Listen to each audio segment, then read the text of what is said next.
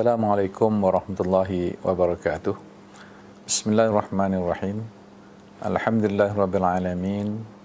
Wassalatu wassalamu ala asyrafil anbiya'i wa mursalin wa ala alihi washabbihi ajmain. Alhamdulillah, pada pagi ini kita sama-sama dapat berkumpul di bangunan Mabna Ras 7 di Kota Darul Naim ini dengan satu tujuan murni, iaitu untuk mengadakan satu program live Kelantan Berhikayat. Kelantan Berhikayat merupakan satu program bual bicara secara online yang dianjurkan oleh Perbadanan Muzium Negeri Kelantan untuk menceritakan tentang sejarah awal negeri Kelantan dan juga keunikan yang ada di dalamnya. Kelantan adalah sebuah negeri yang mempunyai warisan dan tamadun tradisi yang unik dan sangat tua. Antara keunikan tradisi Kelantan ialah tentang kerajaan-kerajaan tua yang wujud di Kelantan yang disebutkan sezaman dengan Langkasuka, Champa, Sriwijaya dan Majapahit. Tidak banyak usaha untuk membongkar sejarah Kelantan tua ini, termasuk negeri yang dicatat dalam rekod Cina seperti Cetu, Kelantana, Cilantan dan lain-lain. Begitu juga dengan Ritam Rika dalam catatan India. Faktor utama yang membunyikan perkara ini ialah kerana dalam pendidikan sejarah di negara kita, rakyat hanya didedahkan dengan sejarah kerajaan Melayu Melaka sahaja. Selain sejarah Kelantan tua, Kelantan juga masyhur dengan pemerintahan Cik Siti Wang Kembang dan kerajaan Jembal sebelum kemunculan dinasti Long Yunus yang ada pada hari ini. Kelantan sebagai negeri terawal terima Islam dan berkerajaan Islam ini dibuktikan dengan penemuan dinar emas yang bertarikh 1811. Kelantan pernah berada di bawah naungan Melaka dan Patani pada abad ke-16 hingga ke-18. Kemudian membentuk negeri moden melalui kerajaan Long Yunus yang terbentuk pada tahun 1765. Kelantan telah menjadi pusat keilmuan Islam menggantikan Patani mulai abad ke-19 dan Kelantan dikenali sebagai Serambi Mekah. Sebahagian besar maklumat sejarah ini diriwayatkan secara lisan oleh rakyat Kelantan, termasuk melalui wayang kulit, sedangkan sebahagian yang lain tercatat di dalam manuskrip-manuskrip. Usaha Perbadanan Muzium Negeri Kelantan mengadakan slot Kelantan Berhikayat adalah bertujuan untuk membugar semula sejarah Kelantan dan menyebarluaskan kepada rakyat. Pihak Kerajaan Negeri Kelantan sangat-sangat berbesar hati dan menyokong penuh usaha ini kerana ianya dapat membantu mengekalkan warisan Kelantan selain dapat mendedahkan kepada rakyat tentang sejarah dan tamadun Kelantan. Oleh demikian, program Kelantan Berhikayat secara online di dalam media sosial Facebook diwujudkan bagi menyebarluaskan maklumat sejarah Kelantan kepada masyarakat.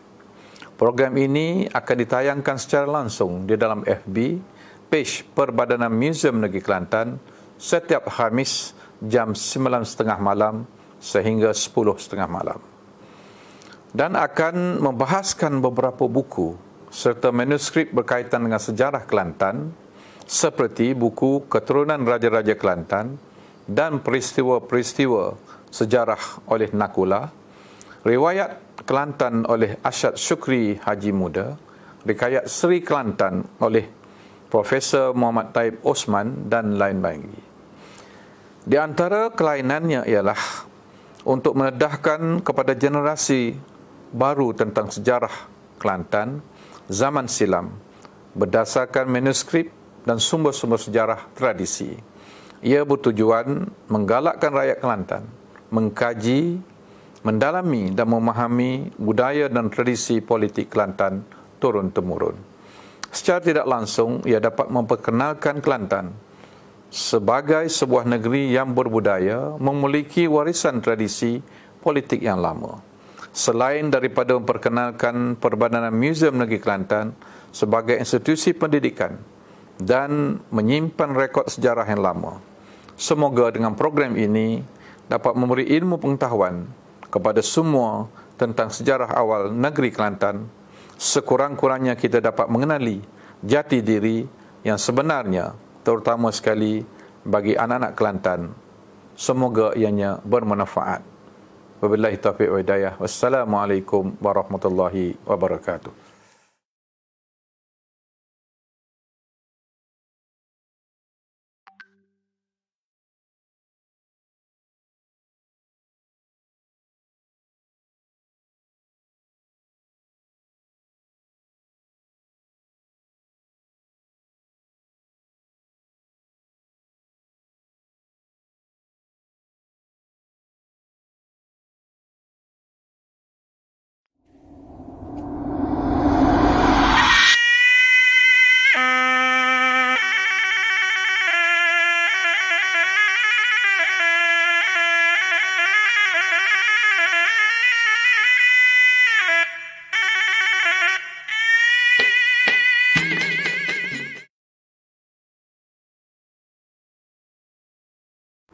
A'udzubillahi minasyaitonirrajim. Bismillahirrahmanirrahim. Assalamualaikum warahmatullahi ta'ala wabarakatuh. Alhamdulillahi rabbil alamin, wassalatu wassalamu ala asyrafil anbiya'i wal mursalin wa ala alihi wa sahbihi ajma'in. Rabbi shrah li sadri wa yassir li amri wahlul 'uqdatam min lisani yafqahu qawli. Sidang pendengar dan penonton yang dihormati sekalian, InsyaAllah malam ni kita akan mengikuti satu program yang diberi nama sebagai Kelantan Berhikayat, iaitu satu rancangan yang kita susun khusus untuk mendedahkan tentang sejarah negeri Kelantan.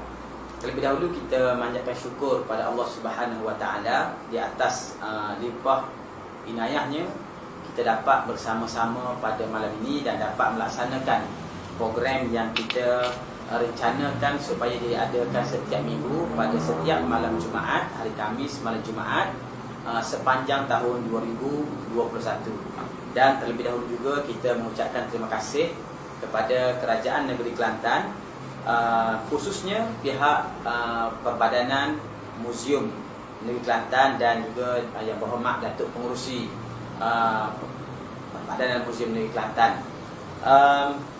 Sebenarnya rancangan Kelantan Berhikayat ini merupakan satu slot yang kita susun untuk menjadi slot pengkisahan ataupun kita sebut dalam bahasa Kelantan bagi ataupun bercerita tentang sejarah negeri Kelantan.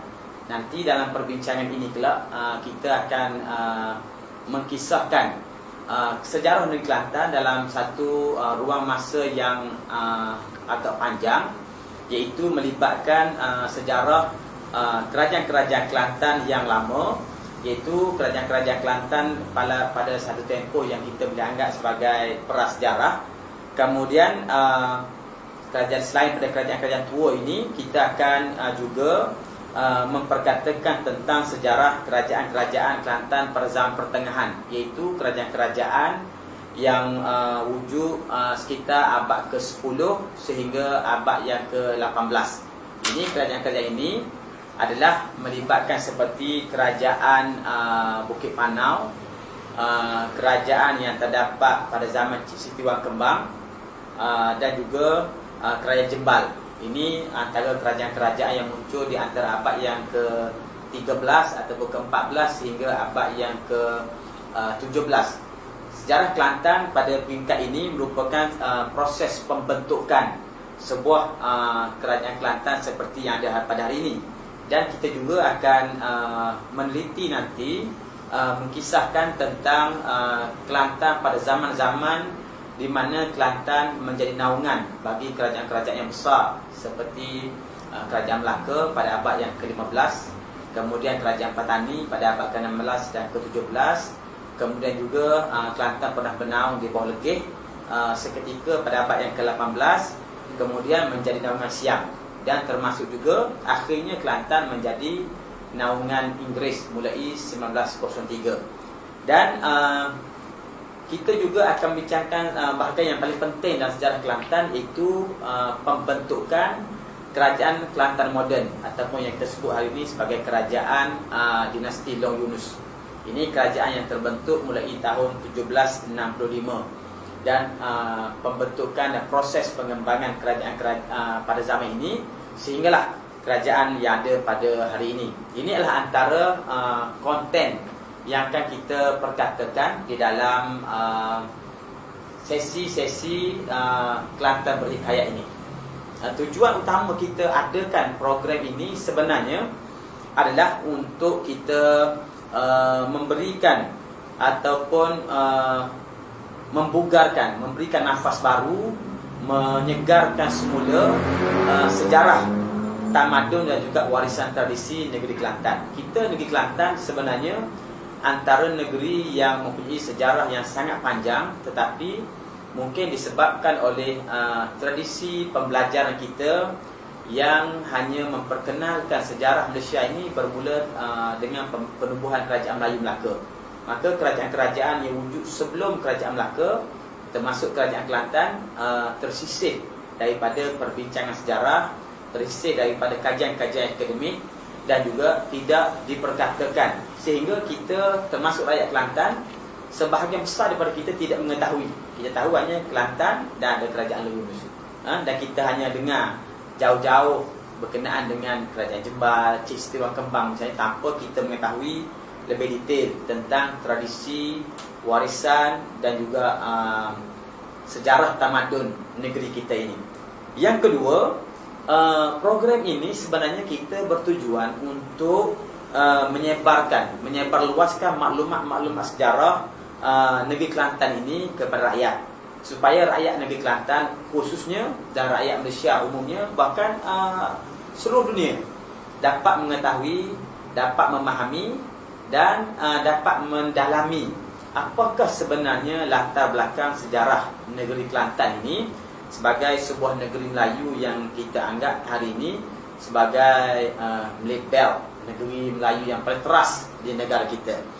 Dan yang ketiga, sekaligus program ini bertujuan untuk memberikan suatu pendidikan kepada masyarakat berkenaan dengan pendidikan kenegaraan atau ketatanegaraan. Zaman dulu kita panggil tata rakyat. Ini ialah satu program supaya kita dapat mewujudkan perasaan kecintaan, sehingga kita rakyat negeri Kelantan ini mempunyai rasa patriotik terhadap negara kita, khususnya negeri Kelantan yang menjadi tanah tumpah darah kita ini.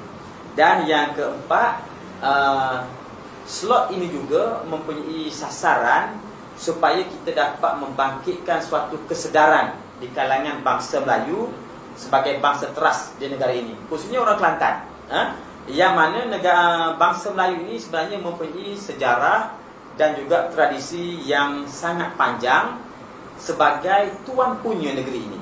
Hari ini kita menghadapi kekeliruan, krisis dan juga konflik.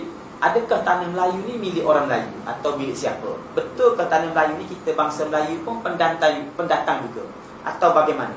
Jadi hal-hal seperti ini hanya boleh dirungkai apabila kita dapat mendalami dan memahami sejarah negara kita, sejarah kerajaan-kerajaan kita, sejarah bangsa kita daripada awal sehinggalah zaman sekarang. Baru kita tahu, rupanya Kelantan ni bukan kerajaan dia bermula tahun 1765, tapi rupanya sudah bermula ribuan tahun dahulu. Ini. Jadi hal-hal seperti inilah yang cuba kita bugarkan semula dan kita angkat supaya dia menjadi suatu pengetahuan yang difahami oleh masyarakat. Lalu daripada situlah kita dapat membina kesedaran, rasa cintakan negara, rasa nak berkhidmat untuk negara. Dalam kata lain, kita kata melahirkan rasa patriotisme di kalangan kita semua sebagai rakyat negara ini, khususnya rakyat negeri Kelantan Darul Naim yang kita cintai ini. Itulah antara tujuan-tujuan yang telah kita gariskan secara kasar, yang sekaligus memenuhi tujuan dan fungsi Perbadanan Muzium Negeri Kelantan dalam mendidik rakyat berkenaan dengan warisan-warisan tradisi kita, sekaligus mewujudkan kesedaran kenegaraan di kalangan rakyat negeri kita ini. Bagi tujuan pengkisahan ini untuk mencapai maksud kita dalam sesi-sesi yang kita aturkan sepanjang tahun 2021 berjadi, mungkin kita akan menyambungnya lagi pada tahun-tahun berikutnya. Kita akan memperbahaskan hal berkaitan sejarah di Kelantan yang kita ungkapkan sebagai Kelantan Berhikayat ini dengan berdasarkan beberapa manuskrip, buku dan juga catatan-catatan sejarah berkaitan dengan negeri Kelantan. Antara buku-buku yang penting yang akan kita perkatakan, kita akan mulakan dengan memperkatakan ataupun membacakan buku yang bertajuk Keturunan Raja-Raja Kelantan dan Peristiwa-peristiwa penting yang terdapat di sebelah saya ini. Buku ini akan menjadi rujukan, antara rujukan kita, dan dia akan menjadi buku yang pertama yang akan kita baca. Nanti saya akan jelaskan kenapa kita memilih buku ini buku yang pertama. Kemudian kita juga akan membacakan manuskrip-manuskrip, termasuk juga rencana-rencana yang telah ditulis pada satu masa dahulu, mungkin 100 tahun dahulu ataupun 150 ke 2 tahun dahulu, yang mengkisahkan sejarah negeri Kelantan. Antaranya ialah Riwayat Kelantan. Riwayat Kelantan ini adalah satu rencana bersiri yang ditulis oleh As'ad Syukri Haji Muda dalam majalah Kencana pada tahun 1930. Artinya dah 90 tahun umur dia. Dan kompilasi rencana-rencana itu telah disusun semula dengan nama Riwayat Kelantan. Tapi malangnya pada hari ini Riwayat Kelantan ini tidak ada diterbitkan di mana-mana. Kemudian kita juga akan membacakan sebuah manuskrip yang bertajuk Hikayat Seri Kelantan. Ini manuskrip ini ditulis pada awal abad ke-20 ataupun akhir abad ke-19. Sebuah manuskrip yang menceritakan sejarah awal negeri Kelantan, khususnya bermula pada zaman Cik Setiwa Kembang, tapi fokusnya lebih kepada pembentukan dinasti Dong Yunus. Dan manuskrip ini kita agak bernasib baik kerana telah ditranslasikan oleh Profesor Dr. Muhammad Taib Osman, bekas Naib Chancellor Universiti Melaya, dan telah diterbitkan oleh Dewan Bahasa dan Pustaka. Jadi Hikayat Seri Kelantan ini merupakan salah satu daripada sumber yang akan kita perkatakan, kita akan baca. Bukan sekadar rujuk, kita akan baca dan kita akan kongsi bersama-sama. Kemudian kita juga akan membacakan antara lain ialah Sejarah Negeri Kelantan. Sejarah Kelantan adalah sebuah manuskrip yang telah ditulis oleh Haji Wan Abdullah Haji Wangsa Al-Fatani, yang sekarang ini manuskrip ini tersimpan di Pusat Manuskrip Perpustakaan Negara Malaysia, dan merupakan antara manuskrip yang tua juga, ditulis sekitar 1891. Dan antara lain juga ialah Ringkasan Tarikh Kelantan. Jadi Ringkasan Tarikh Kelantan, sebuah manuskrip yang ditulis pada tahun 1930, sezaman dengan Riwayat Kelantan, ditulis oleh seorang mendahari kepada Sultan Kelantan ketika itu, Sultan Ismail bin Ibni Sultan Muhammad Keempat. Kemudian kita juga akan cuba, kalau ada kesempatan ataupun pada sesi ataupun tahun yang berikutnya nanti, kita akan cuba juga untuk melihat antaranya Ringkasan Cetera Kelantan, sebuah kisah sejarah Kelantan yang agak terkenal juga, ditulis oleh Datuk Perdana Menteri Paduka Raja Nik Mahmud Ismail pada tahun 1929. Dan antara lain juga ialah manuskrip peringatan Datuk Lundang.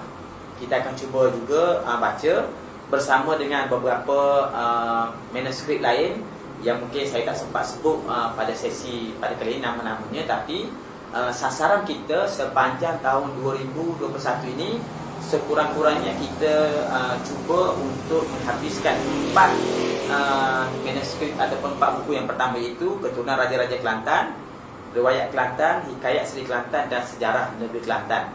Sebenarnya kisah-kisah sejarah Kelantan ini dalam bentuk manuskrip masih banyak.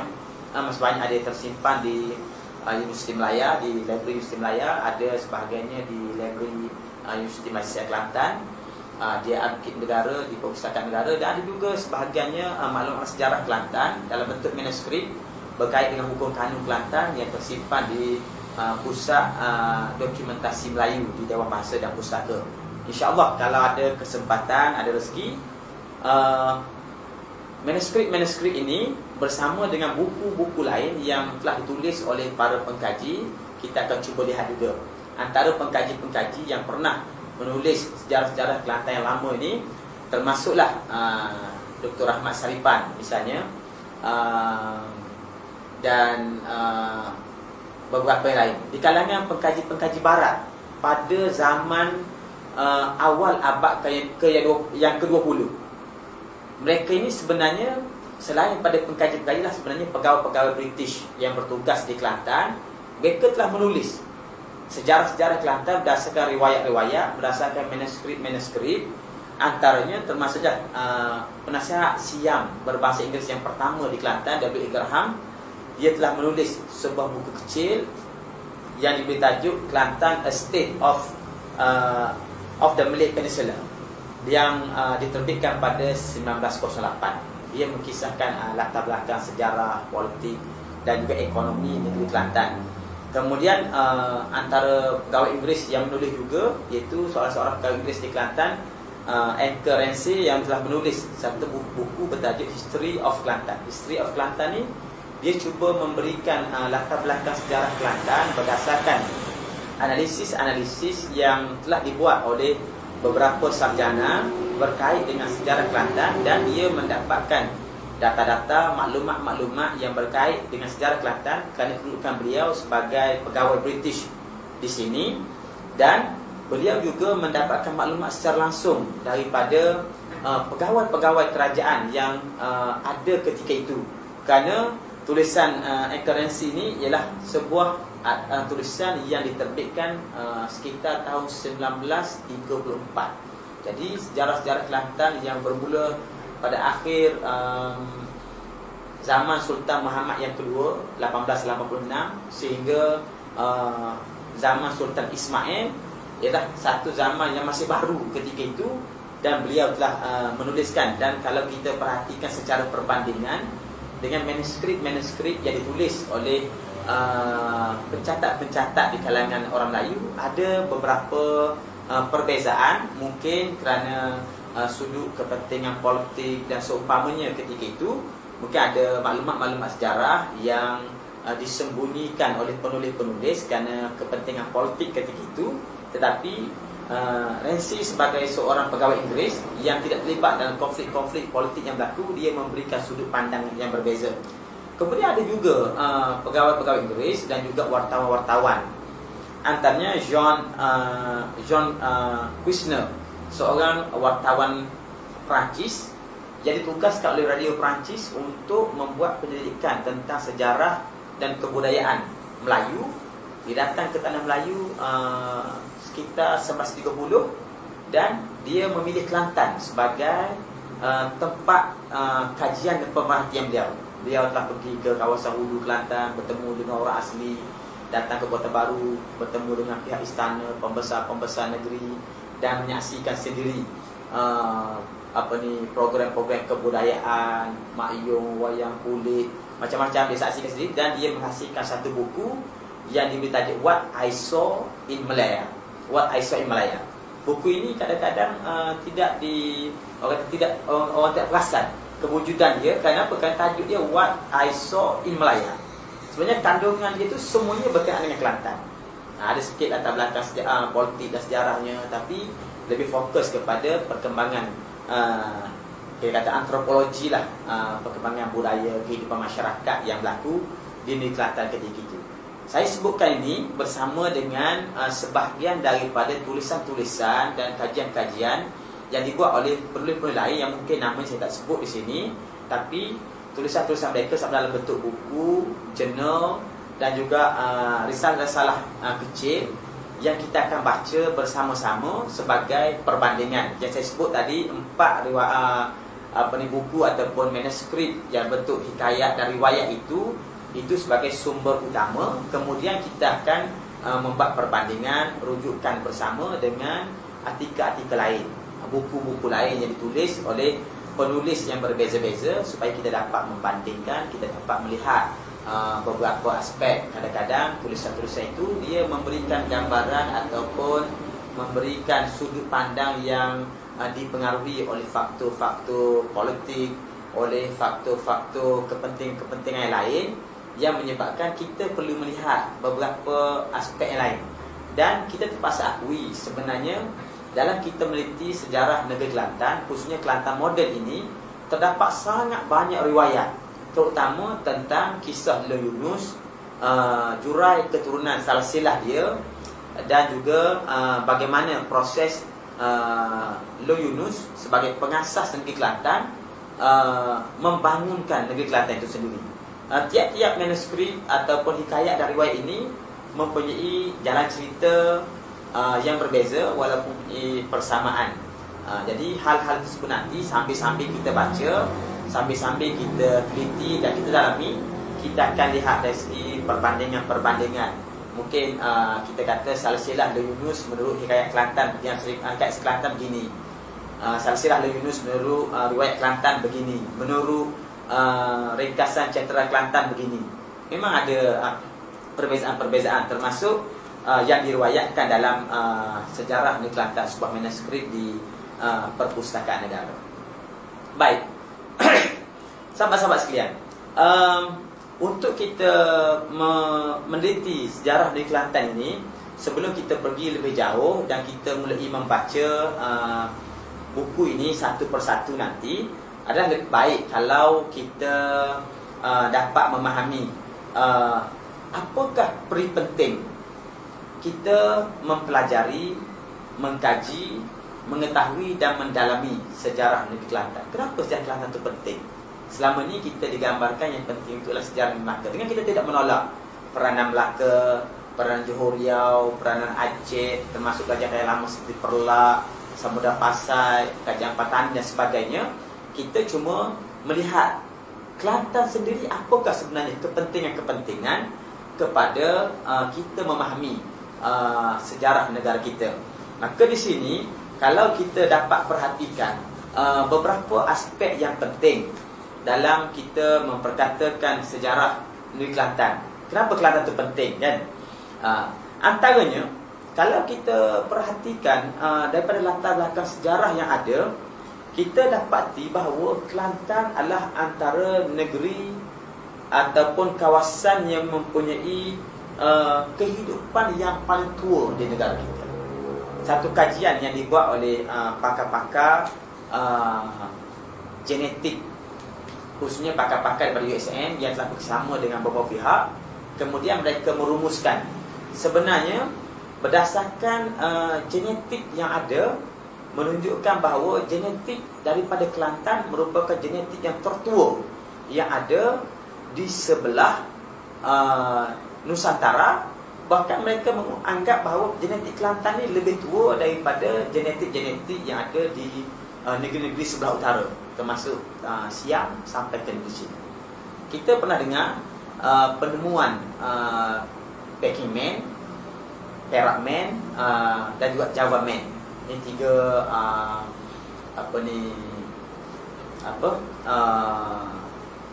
fosil yang kita temui, dan ahli-ahli arkeologi telah memberikan tarikh-tarikh mereka berdasarkan ukuran karbon yang ada pada fosil-fosil tersebut. Tetapi bila kajian genetik dibuat, satu teori baru telah dikemukakan bahawa sebenarnya orang-orang yang berpindah daripada negeri ke negeri ini, sebelum ini mengatakan orang Melayu ini datang daripada sebelah utara turun ke alam Melayu. Berdasarkan fosil genetik yang dikaji itu, mendapati bahawa orang-orang Asia ini sebenarnya mereka bermula daripada Kepulauan Melayu. Kemudian mereka naik ke utara, ke sebelah negeri China berdasarkan umur genetik mereka.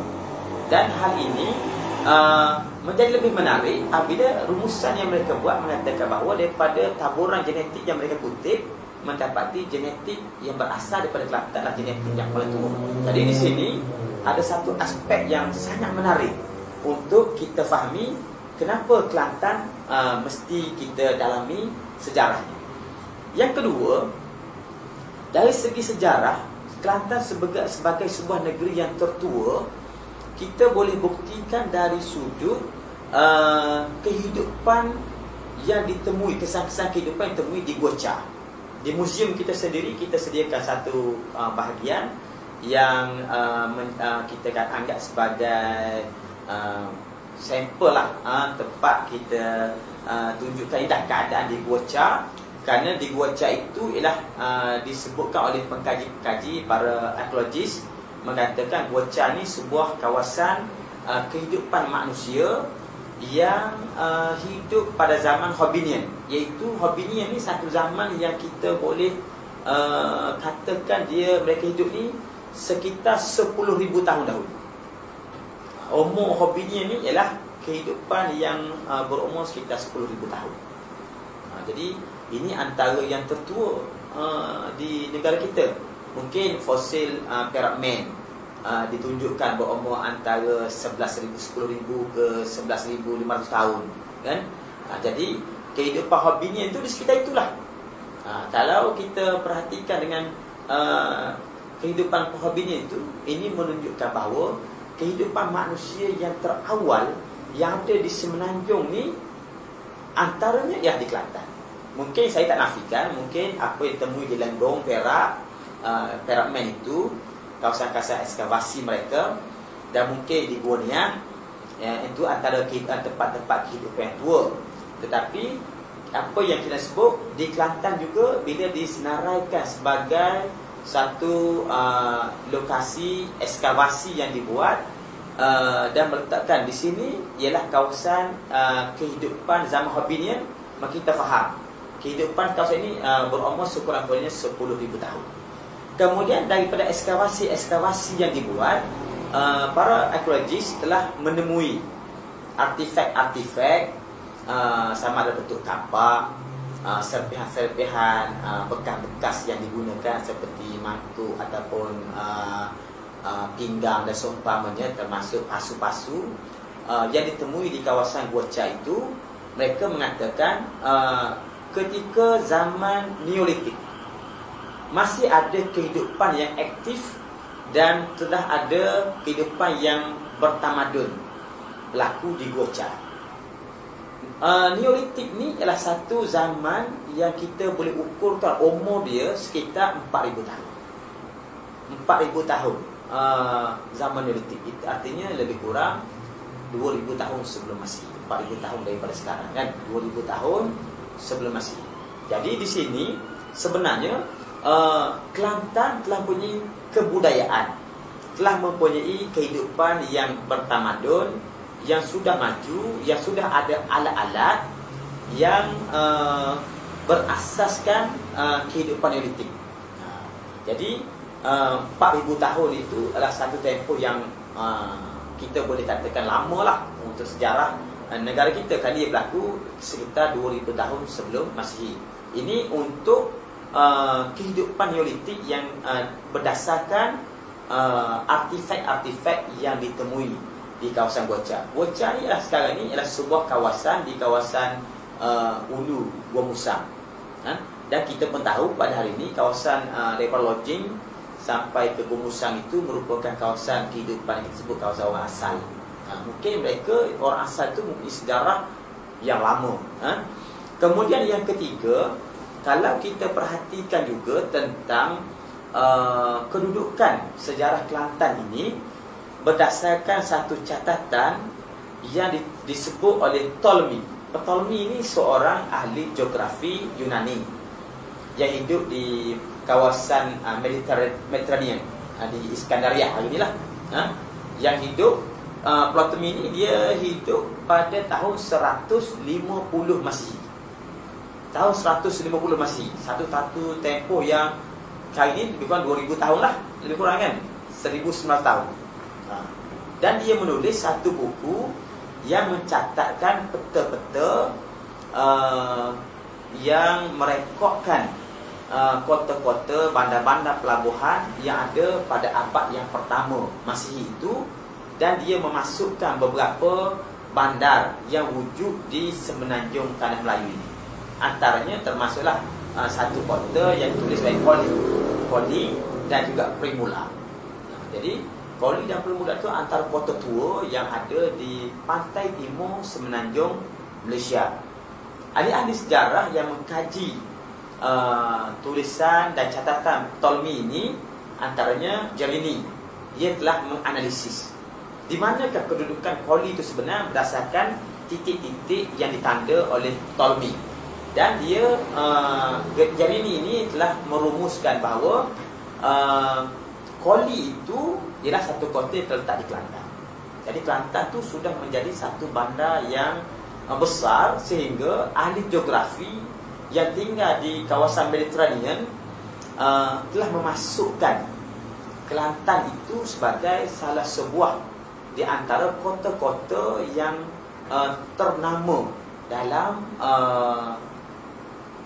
perkembangan sejarah dunia pada abad yang pertama Masihi, mungkin sezaman dengan Nabi Isa AS. Dan beliau merumuskan begini, kalau kita dapat lihat kata dia, kata Jerini, berdasarkan nama yang ada, sebenarnya yang ditulis Koli oleh Ptolemy itu ialah kalau kita eja ini K-O-L-I itu Koli kan, eja K-O-L-E Koli.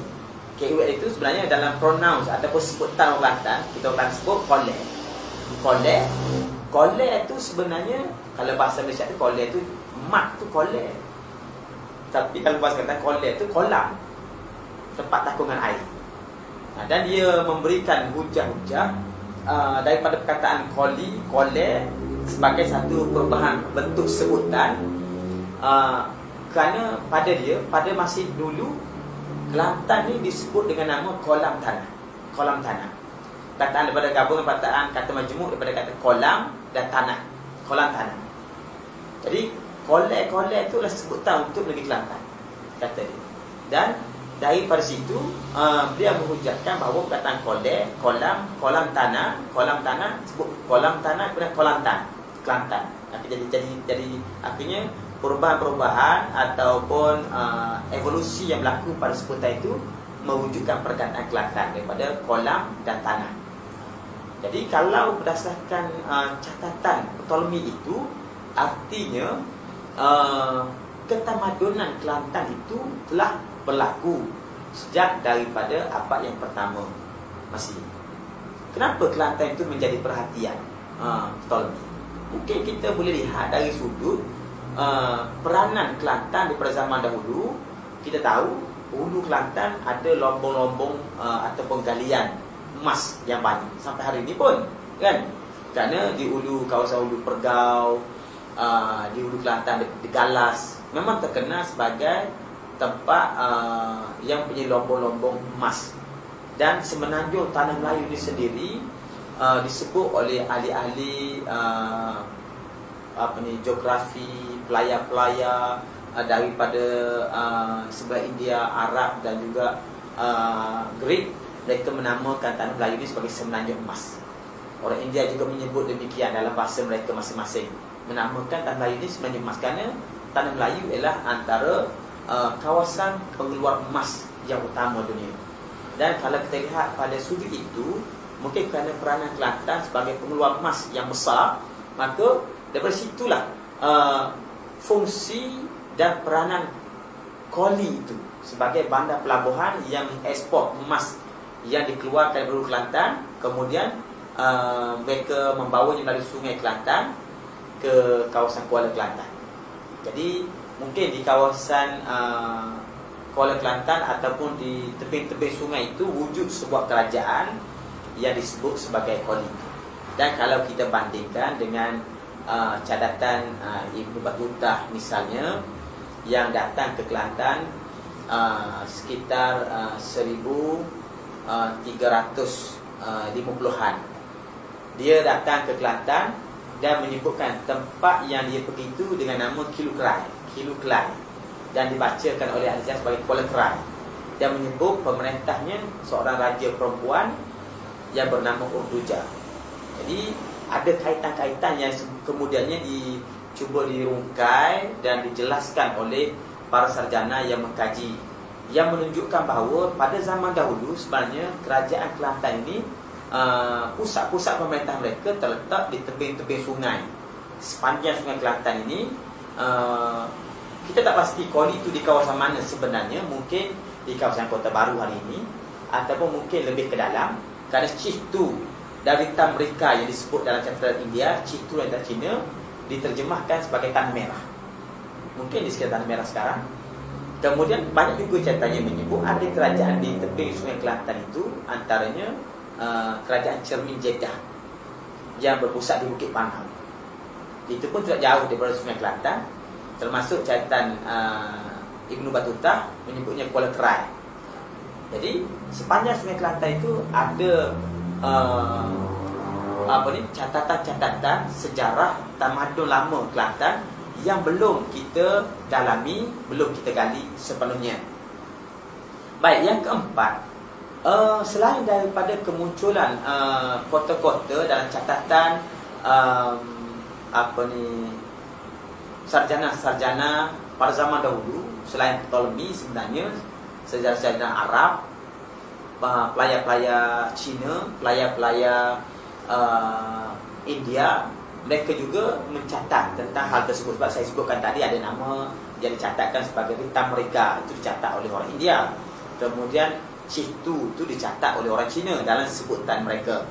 Kemudian sebelum daripada itu sebenarnya berdasarkan riwayat-riwayat lisan dan riwayat tradisi Kelantan, dan telah pun mula direkodkan catatan itu mengatakan bahawa sebenarnya di Kelantan ini telah muncul seorang tokoh yang besar di kalangan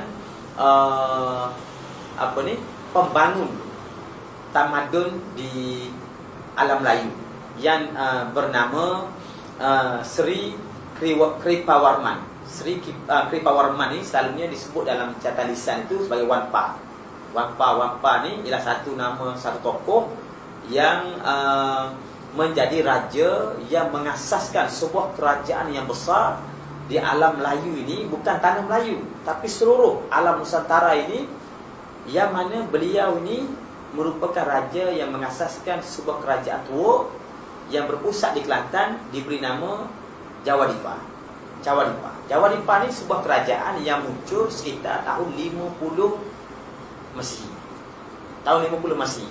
Dan disebut juga antara selain daripada Wanpa ni, dia ada dua beradik. Yang pertama Wan Malini, ataupun disebut sebagai Malini Warman, dan juga Kaundinya Warman atau Wan Kaundia, yang merupakan Kaundia ni merupakan pengasas kerajaan gunung. Dikatakan Wan Malini dan Wan Kaundia Warman ni merupakan adik kepada Sri Kripawarman atau Wanpa. Mereka ni muncul sekitar tahun 50 ke tahun 100 Masihi. Abad yang pertama lah, abad pertama Masihi. Dan ketika Wanpa ni membangunkan kerajaan Jawadipa yang berpusat di Kelantan, adiknya Kaundia telah membangun kerajaan gunung. Gunung ni bahasa kita sebut gunung. Sebenarnya yang terkenal tu bukan perkataan gunung, Funan. Funan ni sebuah kerajaan tua yang berpusat di Indochina hari ini. Kerana Indochina itu memang diakui oleh sejarah itu ialah kawasan Melayu zaman dahulu. Kerana banyak tamadun Melayu, Funan, Campa dan seumpamanya muncul di sana daripada abad yang pertama Masihi sehingga abad yang ke-18.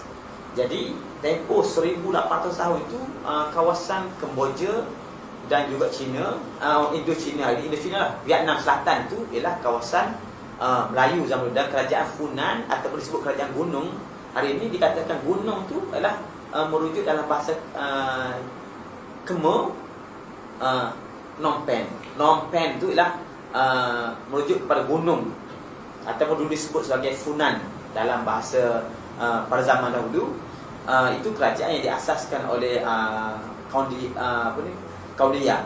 Adapun kerajaan Jawarifah berpusat di Kelantan merupakan sebuah kerajaan yang besar yang menguasai kawasan kelautan.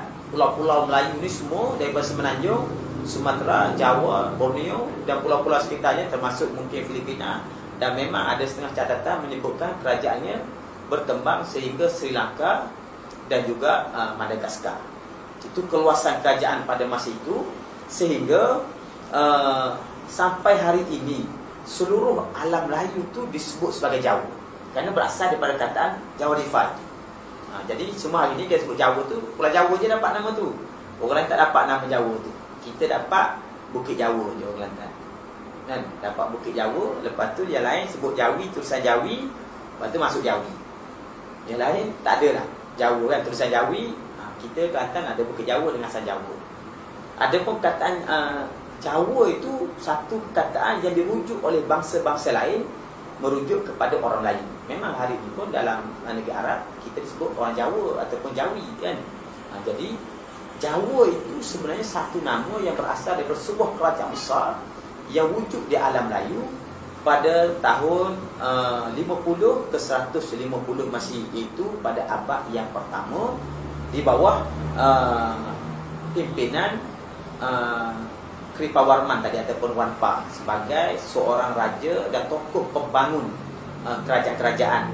Kemudian daripada keturunan mereka sebenarnya melahirkan raja-raja Melayu yang kita baca dalam hikayat-hikayat ataupun sejarah Melayu, dalam kronik-kronik atau kronikal Melayu yang menyebut tentang kelahiran Wak Empuk Wan Malini, yang menyebut tentang Raja Ken Arok yang mengasaskan Majapahit, raja-raja yang mengasaskan Sriwijaya dan seumpamanya. Kajian-kajian berdasarkan riwayat lisan yang dibuat telah mendapati bahawa kebanyakan kerajaan-kerajaan besar baik yang wujud di Indochina, di Pulau Sumatera ataupun Pulau Jawa dan juga Tanah Melayu, kebanyakannya ialah kerajaan-kerajaan yang muncul daripada susuk dalur ataupun titihan daripada keturunan Wanpa ini. Dan memang tak dinafikan Wanpa ini adalah tokoh yang disebut berasal daripada Kelantan.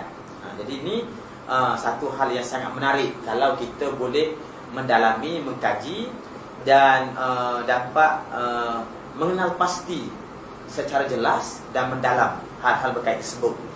Kemudian antara kepentingan juga kita mengkaji sejarah Kelantan ni, sahabat-sahabat sekalian, ialah kerana Kelantan telah diakui juga oleh banyak sarjana merupakan antara negeri yang terawal menerima Islam dan membangunkan kerajaan Islam di sebelah timur atau sebelah Nusantara ini. Kita tahu ketika Nabi SAW berhijrah meninggalkan Madinah ke Mekah pada tahun 622 Masihi dan baginda wafat pada tahun 632 Masihi. Daripada tahun 632 sampai 661, selama 30 tahun, zaman itu umat Islam diperintah oleh para khulafa Rasyidin. Dan pada zaman Sayyidina Uthman, beliau telah menghantar pendakwah-pendakwah di kalangan sahabat-sahabat dan para tabi'in untuk berdakwah di sebelah timur, termasuk ke Canton ataupun ke negeri China. Yang kita tahu antara tokoh besar yang berdakwah membawa Islam ke negeri China itu ialah Sa'ad bin Abi Waqqas, salah seorang daripada sahabat Nabi yang kanan, datang ke Canton ataupun ini Guangzhou. Mereka datang berdakwah dan mereka melalui jalan laut. Maka sebab itu disebut oleh banyak pengkaji sebenarnya dalam tempoh pelayaran itu maknanya Islam telah pun melalui dan melewati kawasan alam Melayu sebelum sampai ke China. Tapi tidak ada catatan sahabat-sahabat itu berdakwah di kawasan kita. Namun begitu, kajian-kajian mendapati bahawa antara generasi yang awal datang berdakwah kemudian membentuk kerajaan ialah rombongan-rombongan yang datang daripada Baghdad pada tahun 800 Masihi.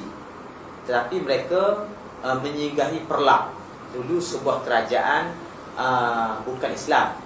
Kemudian mereka telah berjaya mengislamkan kerajaan tersebut dan akhirnya mendirikan kerajaan Islam yang pertama di alam Melayu ini di Perlak pada tahun 840 Masihi.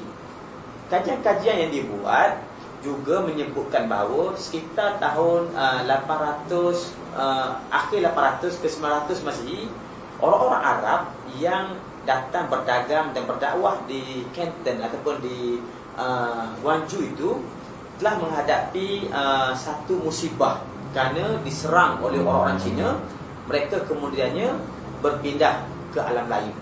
Dan disebut antara kesan-kesan itu ada sebahagiannya tinggal di negeri Kedah. Dan disebutkan juga batu-batu bersurat yang terdiri daripada batu-batu nisan bercatatan Arab dengan nama-nama Islam yang ditemui di di Champa, di Brunei, di Pekan Pahang. Itu merupakan batu-batu bersurat di kalangan orang-orang Islam yang berada di negeri China yang terpaksa lari ke selatan kerana menghadapi musibah politik ketika itu. Dan salah seorang pekaji terkenal, Wang Hussein Azmi, telah menyebutkan bahawa berdasarkan data-data itu sebenarnya Kelantan telah pun menerima kemasukan orang-orang Islam sekitar tahun 900 Masihi. Seorang pengkaji yang terkenal, Ustaz Wan Muhammad Saghir Abdullah, dia telah mencatatkan bahawa pada tahun 1050 telah ada pendakwah, ulama-ulama pendakwah telah masuk daripada Patani, datang ke Kelantan, berdakwah di Kelantan dan menyebarkan Islam pada tahun 1050. Apa yang saya nak gambarkan di sini sebenarnya, daripada latar belakang ini kita mendapati sebenarnya Islam sudah pun masuk ke Kelantan sekitar 900 ke tahun 1000 Masihi. Ini antara kawasan terawal, artinya sudah lebih 1000 tahun Islam tu telah masuk dan bertapak di Kelantan. Akhirnya kita dapati berdasarkan bukti artifak yang terdapat pada dinar emas Kelantan yang bertarikh 577 Hijriah ataupun tahun Masihnya 1181. Telah ada kerajaan yang memerintah Kelantan sebagai kerajaan Islam, kerana pada mata waktu tercatat perkataan Al-Julus Kelantan. Al-Julus Kelantan ini maknanya yang bertakhta di negeri Kelantan, dan dengan catatan Al-Mutawakkil ala Allah, berserah kepada Allah. Ini sangat menarik kerana Al-Julus Kelantan, Al-Mutawakkil ala Allah boleh terjemahkan sebagai kerajaan Kelantan berserah kepada Tuhan. Sama dengan moto yang terdapat pada jata kerajaan Kelantan hari ini. Kerajaan Kelantan berserah pada Tuhan. Al-Julus Kelantan, Al-Mutawakkil Allah. Ini menunjukkan bahawa kerajaan yang wujud pada ketika itu ialah sebuah kerajaan Islam. Nah, kerana itulah banyak pengkaji mengatakan di Semenanjung ini kerajaan Islam yang terawal berdiri ialah kerajaan Kelantan. Cuma kita belum ada data-data yang lebih lengkap, lebih lanjut yang mendedahkan kepada kita tentang hal-hal yang berkait perkara tersebut, kewujudan kerajaan Kelantan yang mungkin kita boleh jangkakan ia muncul sekitar tahun 1000 ataupun lebih 1000 Hijriah Masihi. Berdasarkan koin ataupun dinar emas itu tarikh dinar itu dikeluarkan, artinya kerajaannya muncul lebih awal. Kerana biasa kerajaan muncul baru dinar itu keluar, kan? Jadi dinar itu 1181. Artinya yang muncul kerajaan itu lebih awal daripada itu. Jadi dengan kita mendalami sejarah negeri Kelantan ini, kita akan dapat kenal pasti dan dapat memahami bagaimana Kelantan telah menjadi sebuah negeri yang mempunyai sejarah yang panjang berkenaan dengan sejarah dengan kemasukan Kelantan. Kemudian antara perkara-perkara yang mungkin kita boleh teliti juga, selain daripada catatan lama yang menyebut bahawa Kelantan tadi disebut kolam, tanah, koli, kemudian cantum nama-nama itu bentuk perkataan Kelantan, harus sebut kilatan. Kemudian Cina mencatatkannya sebagai Citu, orang India mencatatnya sebagai Rita Mereka. Kita dapati dalam catatan Cina yang bermula pada abad yang ke-5 sehingga abad yang ke-9 sudah ada penggunaan nama-nama Kelantan. Misalnya ada satu Cina yang mencatatkan sebagai tempat kita ni dengan nama Holotan. Holotan. Ada juga orang kata Tantan tu juga refer pada Kelantan. Ada kata dia mungkin kawasan Patani sekarang, Sri Lanka, Lanka Suka. Tapi ada yang mengatakan Tantan tu Kelantan. Tapi ada yang mencatatkan sebagai Holotan. Kemudian ke depan sikit ada yang mencatat dengan nama Cilatan. Kemudian ada pula yang mencatatkan Kalantan. Dan ada yang menyebutkan Kalantana. Jadi ini semua nama-nama Kelantan pada zaman dahulu, menunjukkan bahawa nama Kelantan itu dia bukan muncul dalam 100 tahun, 2 tahun kebelakang, tapi telah muncul 1500 tahun ataupun 2000 tahun dahulu.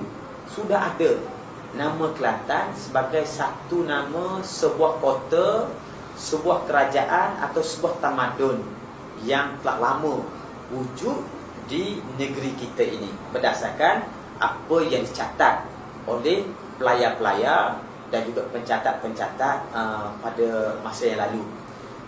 Jadi untuk maksud perbincangan-perbincangan tentang sejarah negeri Kelantan yang saya cuba gambarkan ini, sebenarnya kita tidak ada banyak catatan yang autentik berkait dengan sejarah tersebut, melainkan yang kita ada sekarang adalah riwayat lisan. Sama ada riwayat lisan itu yang diceritakan oleh individu-individu tertentu yang mengetahui dan mewarisi cerita ini daripada orang tua-tua, ataupun sebahagian cerita-cerita itu sebenarnya diceritakan, digambarkan dalam riwayat-riwayat yang disebut oleh dalang-dalang wayang kulit. Wayang kulit itu menggambarkan kerajaan-kerajaan lama dengan watak-watak tertentu yang sebenarnya dia bukan semata-mata cerita dongeng ataupun khayalan-khayalan yang dibuat oleh para dalang, tetapi mereka bercerita, mengkisahkan riwayat-riwayat melalui perantaraan wayang kulit itu sebenarnya berdasarkan cerita sebenar yang berlaku pada kerajaan negeri Kelantan pada zaman dahulu. Maka data-data tersebut telah dicantumkan bersama dengan data-data yang diriwayatkan atau dicatatkan oleh para pelayar, para pengkaji dari China, India dan Arab. Kemudian digabungkan data tersebut, diteliti, dianalisis. Akhirnya Ustaz Abdullah Muhammad ataupun lebih terkenal dalam dunia kajian sejarah ini sebagai Nakula, beliau telah membuat rumusan berhasil daripada penelitian-penelitian beliau dan menghasilkan sebuah buku yang diberi nama Keturunan Raja-Raja Kelantan dan juga peristiwa-peristiwa bersejarah yang diterbitkan oleh Perbadanan Museum Negeri Kelantan pada tahun 1981. Buku yang ada di sebelah saya ini adalah edisi terbaru yang kita terbitkan. Dan tuan-tuan yang berminat untuk mendapatkan buku ini, kita boleh beli daripada Museum Kelantan. Tuan-tuan boleh bertanya melalui Facebook kita, boleh PM admin untuk mendapatkan buku ini kalau tuan-tuan berminat. Dan buku ini kita akan jadikan dia sebagai buku pertama yang kita akan baca. Mungkin kita akan bermula pada siri yang kedua pada minggu depan. Hari ini saya hanya memberikan pengenalan ataupun madkhal kepada program Kelantan Berhikayat. Dan saya nak menjelaskan kenapa kita mesti mengikuti, kita mesti memahami sejarah Kelantan. Dan kita pihak museum telah mengambil satu inisiatif mewujudkan program Kelantan Berhikayat ini supaya tuan-tuan, para penonton dan seluruh rakyat negeri Kelantan dapat memahami sejarah negeri Kelantan. Dan buku ini yang ditulis oleh Ustaz Nakula ini merupakan sebuah buku yang disusun untuk menjelaskan kepada kita berdasarkan riwayat-riwayat lisan, riwayat-riwayat yang terkandung dalam cerita-cerita wayang kulit, dan juga catatan-catatan daripada pelayar-pelayar Cina, India dan juga Arab lalu dibandingkan rekod-rekod itu supaya kita dapat meneliti sejarahnya. Kalau kita perhatikan daripada buku ini, pada bahagian pengenalan, saya baca dulu sedikit bahagian pengenalan ni, kerana Ustaz Nakula menjelaskan kepada kita apakah metodologi yang digunakan dalam mengkaji dan menghasilkan buku ini. Kata beliau, metod penulisan ini katanya, yang pertama, mendapatkan fakta-fakta sebanyak mungkin. Yang pertama daripada catatan Cina, India, Yunani dan Arab yang setelah saya berikan latar belakang tadi, dan juga meneliti kandungan prasasti, yakni batu-batu bersurat yang ditemui di merata tempat di Asia Tenggara. Antaranya termasuklah yang dijumpa di Kota Gerahi di hari ini di Nakhon Si Thammarat lah, Kota Gerahi itu, termasuk yang dijumpai di Talang Tua di Sumatera, termasuk juga mungkin batu bersurat Terengganu yang mempunyai hubung kait dengan sejarah Kelantan, dan termasuk juga batu-batu bersurat yang ditemui di China dan di India. Kemudian yang kedua, katanya mendapatkan maklumat-maklumat daripada hikayat-hikayat legenda dan juga mitos yang terdapat di Malaysia, di Indonesia, Filipina, Vietnam, Kemboja, Thailand dan juga Myanmar. Ini adalah wilayah-wilayah yang ada hubung kait sejarah dengan Kelantan, tetapi berdasarkan hikayat-hikayat dan juga cerita-cerita dongeng. Macam dongeng lah, mitos. Kerana biasa orang Melayu, bila mereka berhikayat, menulis kronikal itu, mereka memberikan satu gambaran yang lebih tinggi kepada keluarga raja, untuk menunjukkan raja ni berasal daripada keturunan yang tak sama dengan kita orang kebanyakan. Kerana itu ialah teknik penulisan untuk mengangkat darjat raja-raja sebagai golongan bangsawan, golongan yang mempunyai tulah lah, kita kata daulat tertentu untuk menjadi raja.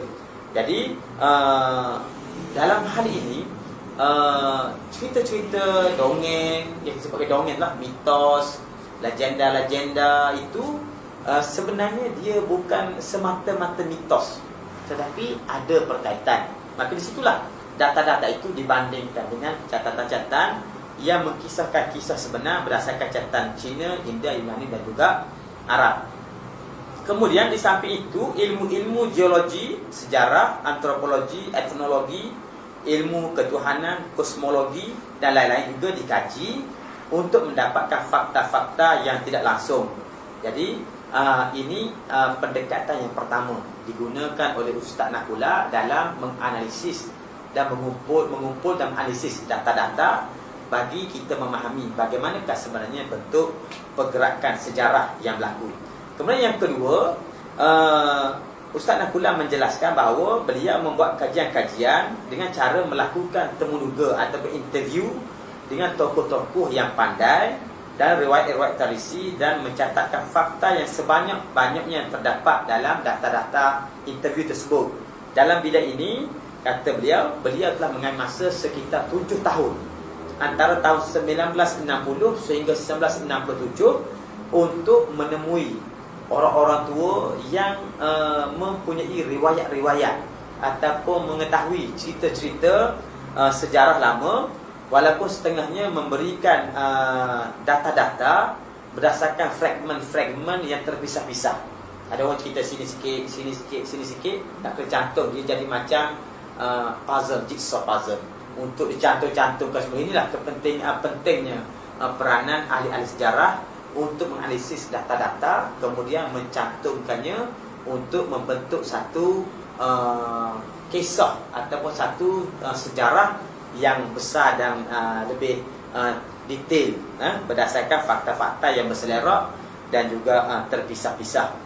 Kemudian kata beliau, dalam proses mengumpul data-data secara interview ini, beliau bernasib baik kerana telah menemui 2 orang periwayat yang mempunyai kebolehan yang mengagumkan. Ini dia ni tahu dan dia ingat cerita-cerita yang diriwayatkan oleh orang zaman dulu berkenaan dengan kisah raja-raja, kerajaan-kerajaan tua yang ada di Kelantan.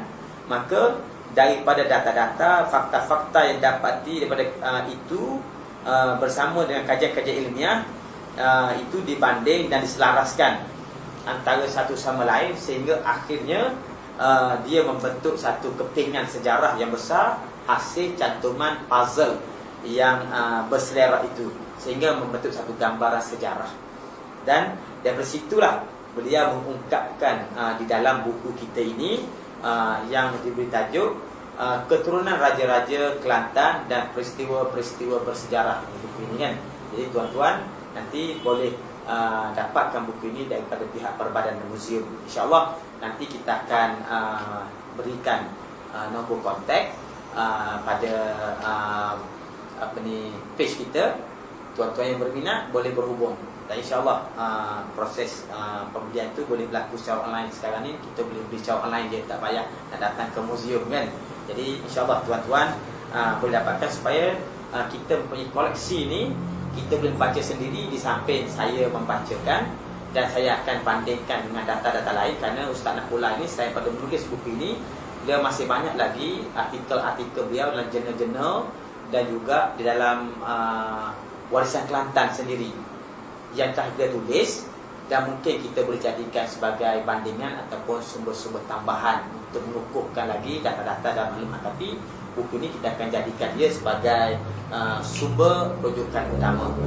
Baik, tuan-tuan sekalian, akhir sekali sebenarnya melalui buku yang kecil ini kita nanti akan dapat memahami, kerana Ustaz Naqullah itu menghuraikan walaupun tidak detail, tapi memberikan latar belakang dan huraian-huraian berkenaan dengan beberapa kerajaan tua yang wujud di Kelantan, bermula daripada kerajaan Wampai itu kan, tahun 100 atau tahun 50 Masihi, bermula dengan kerajaan Jawa, kemudian kerajaan Sampugita, kerajaan Jawaka, kerajaan Melayu, kemudian juga termasuk kerajaan-kerajaan di hubungan dengan Kelantan, termasuk kerajaan Funan, kerajaan Sriwijaya, kerajaan Majapahit dan juga kerajaan Patani yang muncul di sekitar sejarah Kelantan dan saling mempunyai hubung kait dan interrelated antara satu sama lain, yang disebut oleh Ustaz Naqullah ini untuk menjadi satu maklumat baru yang menjelaskan siapakah sebenarnya orang Kelantan dan bagaimana sejarah tamadun dan kerajaan negeri Kelantan ini. Itulah tuan-tuan sekalian, untuk perkongsian kita yang pertama sebagai pengenalan kepada program Kelantan Berhikayat yang kita mulakan pada malam ini 7 hari bulan Januari 2021. Dan insyaAllah kita akan bersiaran secara langsung di FB Museum Kelantan setiap hari Khamis malam Jumaat bermula jam 9.30 malam.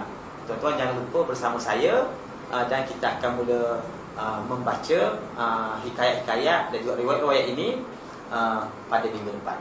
InsyaAllah kita jumpa lagi, dan mudah-mudahan perkongsian pada malam ini telah memberikan kepada kita satu maklumat atau gambaran awal yang memadai untuk menjadi background kepada perbincangan kita pada sesi-sesi akan datang. Mudah-mudahan kita dapat bertemu lagi dan mudah-mudahan bermanfaat untuk kita semua. Wassallallahu ala sayyidina Muhammad wa ala alihi wa sahbihi wa baraka wa sallam. Walhamdulillahi rabbil alamin. Wassalamualaikum warahmatullahi wabarakatuh.